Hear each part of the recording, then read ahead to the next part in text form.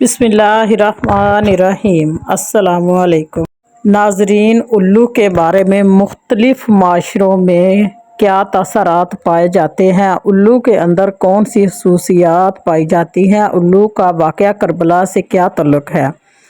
الو ہمیشہ ڈرا ہوا کیوں رہتا ہے؟ الو رات کو ہی اپنے گھر سے باہر کیوں نکلتا ہے؟ یہی ہماری ویڈیو کا موضوع ہوگا۔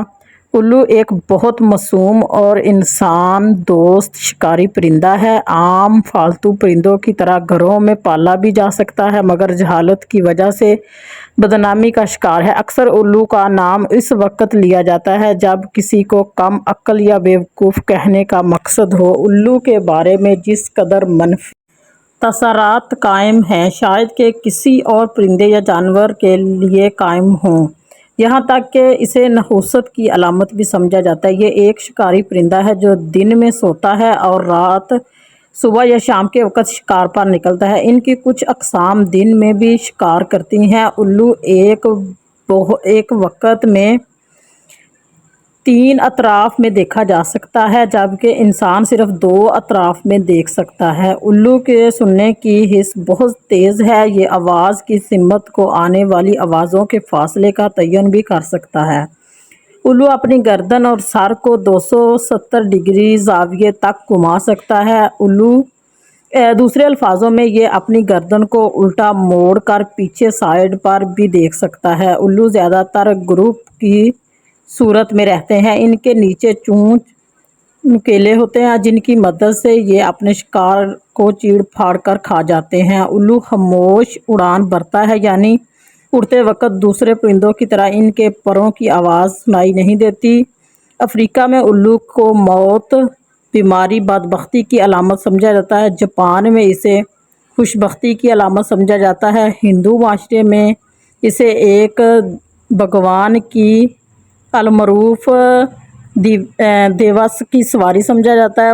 مسلمانوں میں بھی اس کو ایک منحوس پرندہ سمجھا جاتا ہے، لیکن حقیقت میں ایسا کچھ نہیں، اور نہ ہی ہمارے مذہب میں کہیں ایسا۔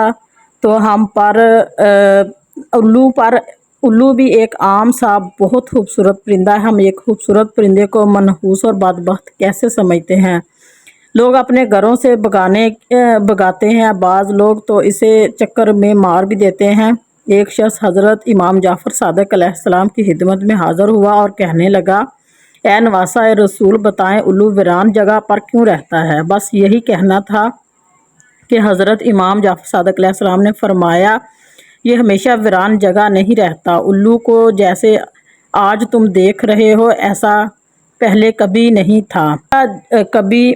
اس شخص نے کہا، ایسا کیا ہوا کہ یہ پرندہ ویرانے میں رہنے لگا؟ تو حضرت امام جعفر صادق کہ میرے جد حضرت امام حسین علیہ السلام کربلا میں رکے تو یہ فوراً 10 محرم کی رات کربلا پہنچا اور کہنے لگا، اے نواسہ رسول، ہمارے لیے کیا حکم ہے؟ تو حضرت امام حسین علیہ السلام نے فرمایا کہ تم چلے جاؤ یہاں سے، کل جو آل رسول کے ساتھ ہوگا وہ تم سے نہیں دیکھا جائے گا۔ اس پرندے نے بہت اصرار کیا، آخرکار ان کو واقعہ کربلا دیکھنے کی اجازت مل گئی۔